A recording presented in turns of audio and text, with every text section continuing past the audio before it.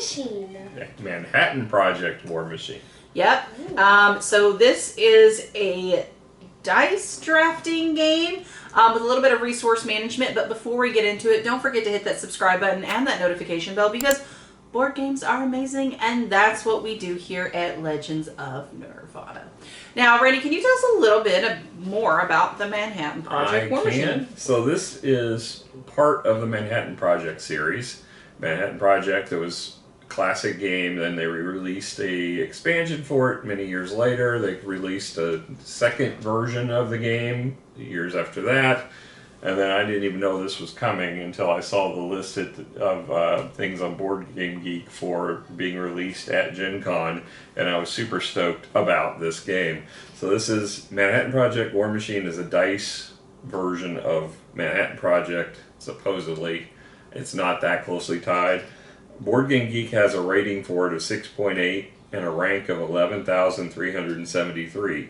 It's a 1 to 4 player game, average length 30 to 60 minutes, that's probably about right. Age on it is 12 and up.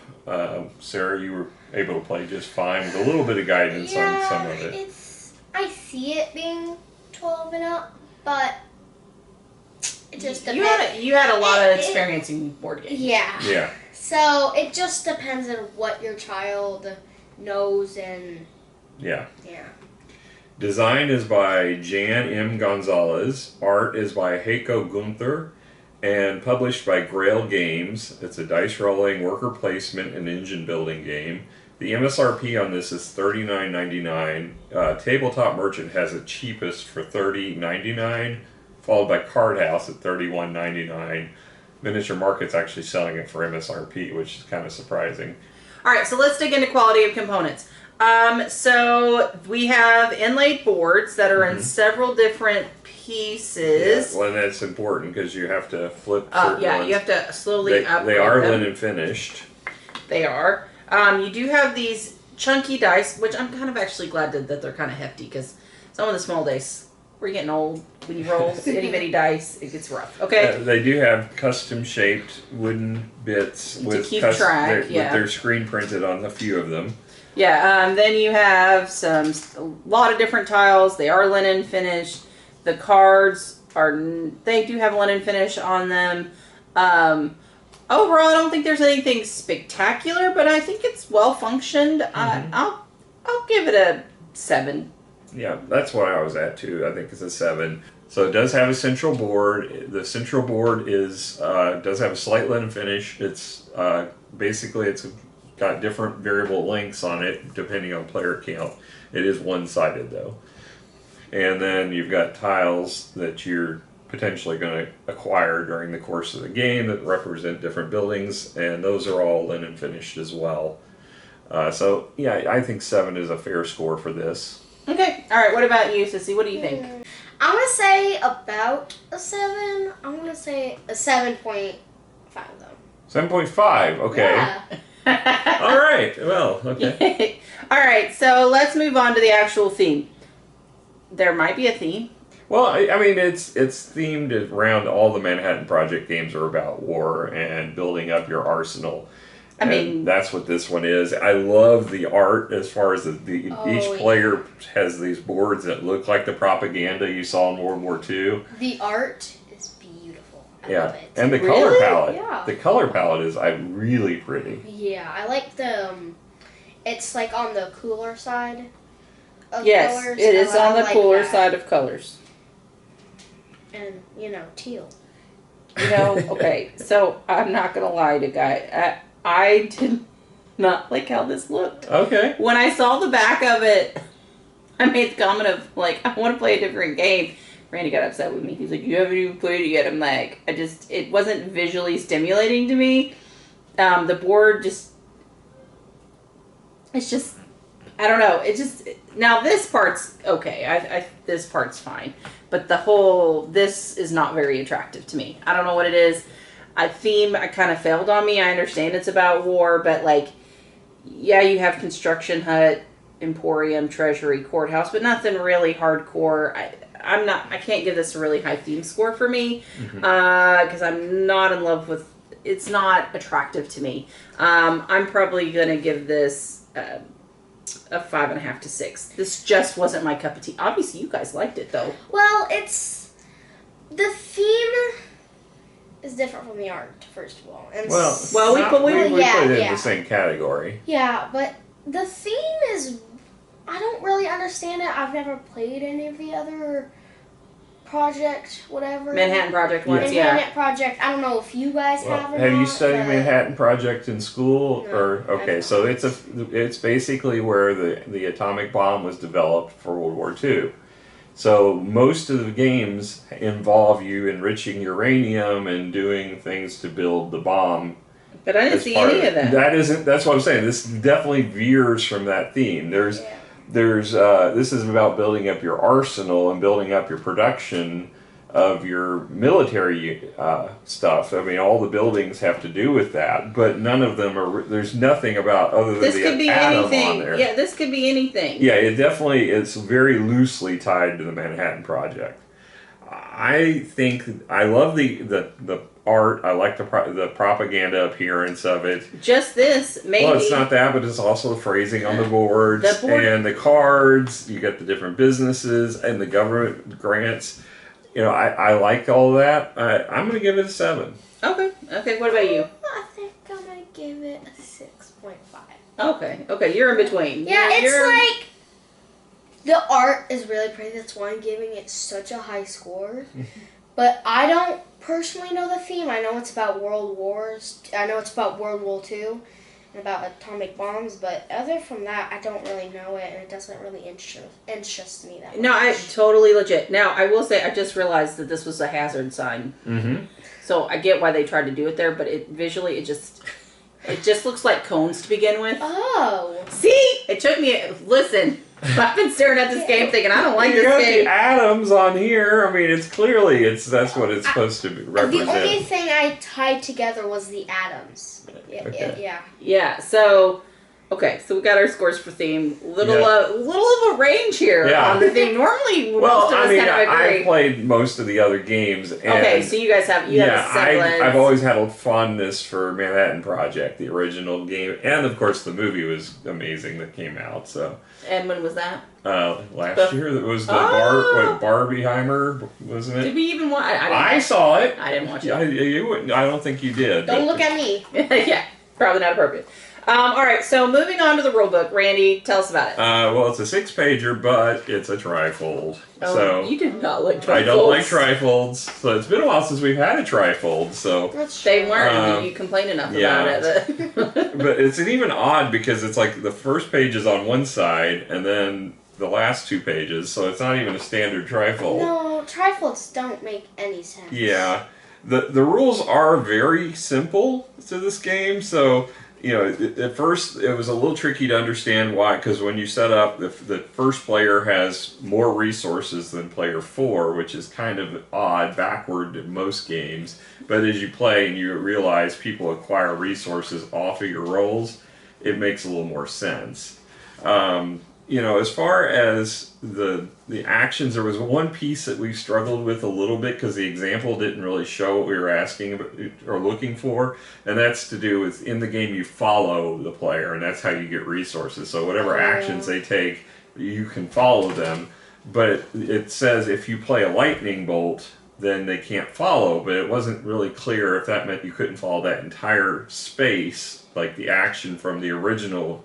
Because they always have to pair a lightning bolt with one of the standard ones that go in that space. So like this hat and the lightning bolt would go together. You can't just play a lightning bolt there.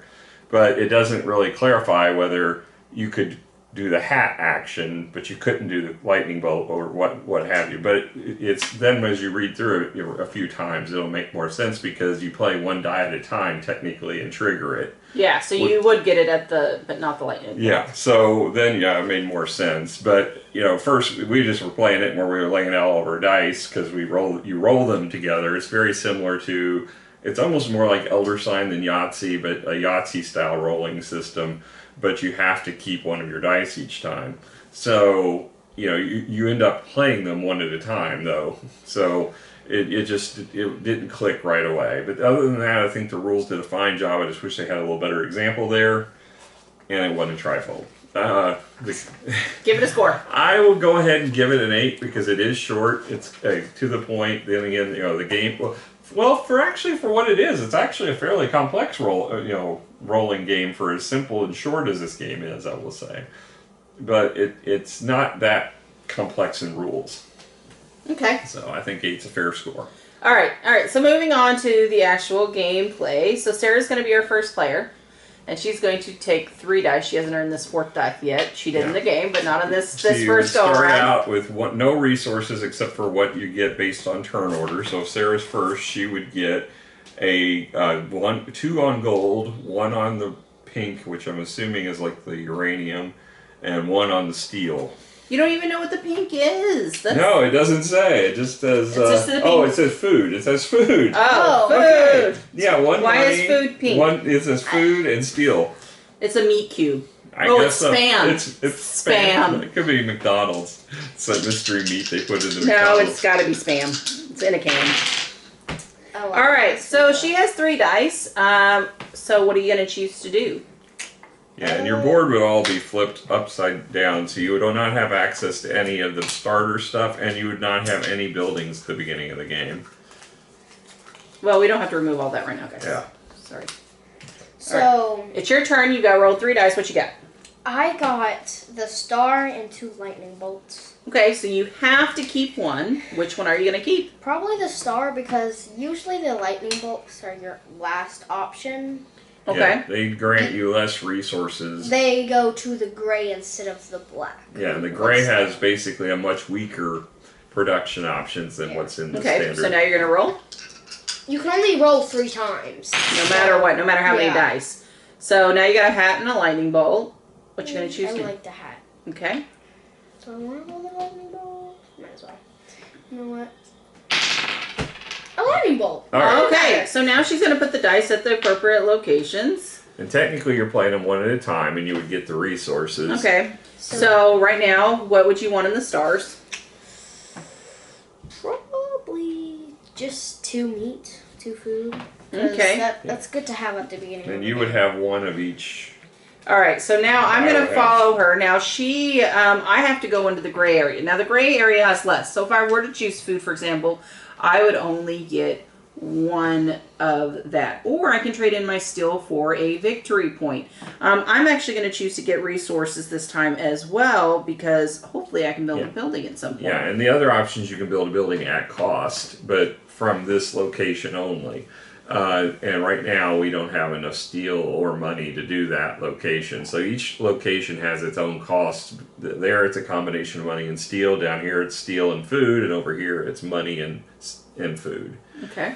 So I'm going to have to take food as well because I need to build up resources. All right, now she's going to place her second die. I'm going to place the hat and the lightning. Well, technically you're playing one at a time. Okay. Right. The hat. So what are you going to choose for the hat? Probably the free money because it's Okay. good to start building. Or you can build your first building. You could buy this for 2. That's true. 2 of the food. What is that? It gives you, in this case, if you assign 2 dice to this, you would get a food for every one of your Top row buildings. buildings, which you don't have any at the start of the game. Yeah. But it's 2 food, so it's Yeah. your choice. I think I'm just going to take the money. Okay, Okay. that's fine. All right, so she's going to end up taking the money. I am actually going to trade out. I'm going to trade in a pink for 2 money. Okay. And that's one of the follow actions. Yep. I am going to go ahead and just take a money. Okay. All right. So then she's going to play her lightning. We don't get to follow this, but she does take one of the gray areas, which contain less things. So where would you like to put your follow? Now I will build the building. Oh, see, but now Yeah, you now don't you're get the paying one full off. cost. So now you have to pay 3 for it, which is still fine. You have that. Alright, 3. And then you get wiped your board there. But still, anyway. Yeah, but we had it set up for end game, but yeah, because we had just finished. All right. So she places that. Now it is my turn to roll. I have my own 3 dice that I will end up rolling. She will take her dice. Woohoo! I'm throwing stuff at Randy. she's going to take her 3 dice back. Thank you. She's going to place them over there on where her board dedicated them. And then I will roll and we will continue until all the rounds are over. And it's based on player count. In this particular case, with 3 players, it is 5 rounds. Yes. Yeah. So just kind of understand that moving forward. Overall, let's talk about it. Oh, the one thing we didn't talk about. You have the 3 dice, and then you move them over to the buildings. Yeah, then you trigger your buildings. Which she did have a hat.